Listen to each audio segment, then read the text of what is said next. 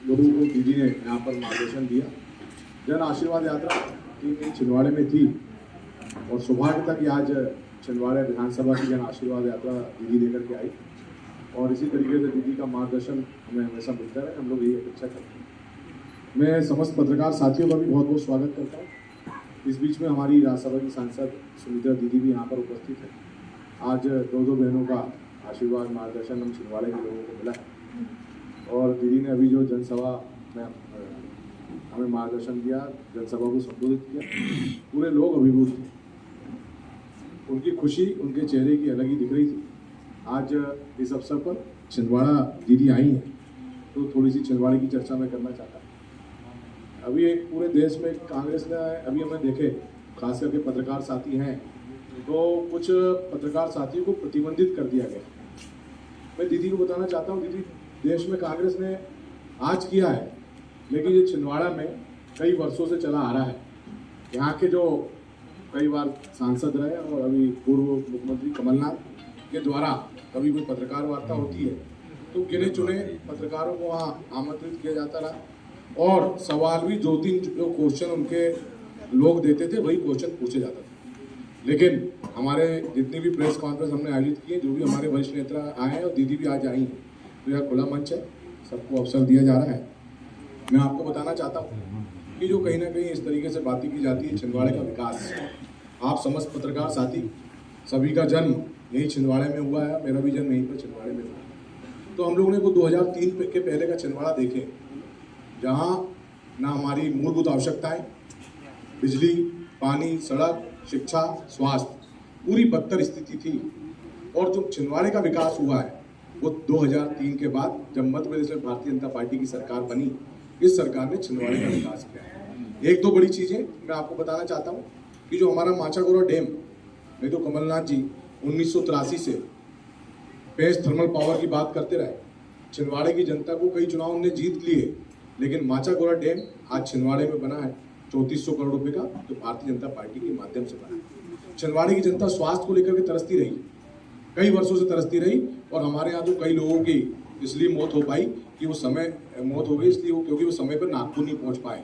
कांग्रेस के शासनकाल के समय नागपुर पहुंचने में 6-6 घंटे लगते थे, लेकिन आज सड़कें 1.5 घंटे में हम लोग नागपुर पहुंच रहे हैं और छिंदवाड़े को medical college Bharatiya Janata party की सरकार ने दिया। जैसा मैंने माचागोरा डैम का बताया तो वो कांग्रेस का शासनकाल था जब जिले में 20,000 हेक्टेयर भूमि में सिंचाई होती थी, लेकिन आज के शासन में आज हमारी सरकार के माध्यम से 3,25,000 हेक्टेयर भूमि में सिंचाई हो रही है।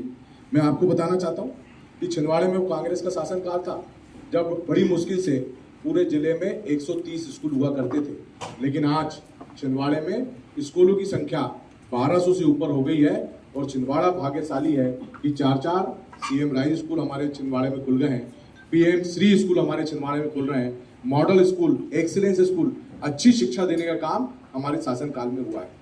इसके अलावा आप छिंदवाड़े में जहाँ भी चल जाएं, सारी पक्की सड़कें वो भारतीय जनता पार्टी के शासनकाल में मिली है। दीदी बहुत सारे गांव ऐसे थे जहां बिजली नहीं पहुंची थी, लेकिन आज हर गांव में बिजली और 24 घंटे बिजली ये देने का काम हमारे शासनकाल में हुआ है।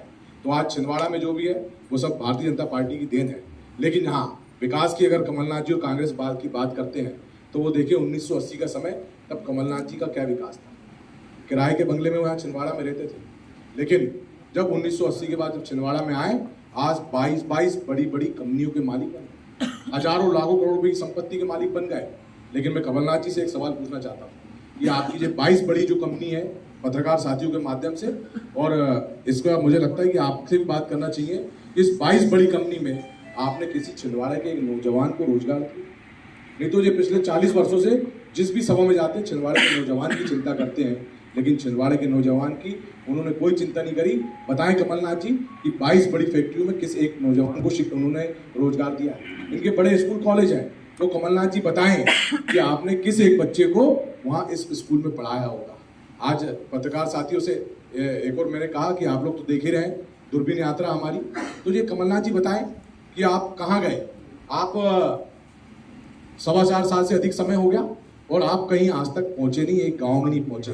और अंतिम बात करके मैं, क्योंकि दीदी का भी आगे सभा है, जिस तरीके से पिछले 4.25 वर्षों में छिंदवाड़े की जनता को अपमानित करने का काम कमलनाथ जी और कांग्रेस के द्वारा किया जा रहा है छिंदवाड़े की जनता को। अभी हम लोगों ने आपको वीडियो भी जारी किए थे। तो ये क्या कमलनाथ जी ने ऐसे लोगों को ठेका देके रखा है कि छिंदवाड़े की जनता को अपमानित करें, जबकि वो प्रदेश कांग्रेस अध्यक्ष है। अगर कोई छिंदवाड़े की जनता को अपमानित करता है तो तुरंत कार्रवाई कर सकते हैं, लेकिन ऐसा नहीं हुआ। तो इसका मतलब दिखाता है कि कमलनाथ जी चाहते हैं कि छिंदवाड़े की जनता अपमानित हो, लेकिन छिंदवाड़े के स्वाभिमान के लिए, छिंदवाड़े के लिए अब हम लोग भारतीय जनता पार्टी के कार्यकर्ता जनता के बीच में जा रहे हैं और जनता भारतीय जनता पार्टी के साथ है। और इस बार इतिहास रचेगा और जीतेगा छिंदवाड़ा, यही मेरा कहना था। मैं अब सम्मानित दीदी से निवेदन करता हूं कि हम सभी को मार्गदर्शन करें।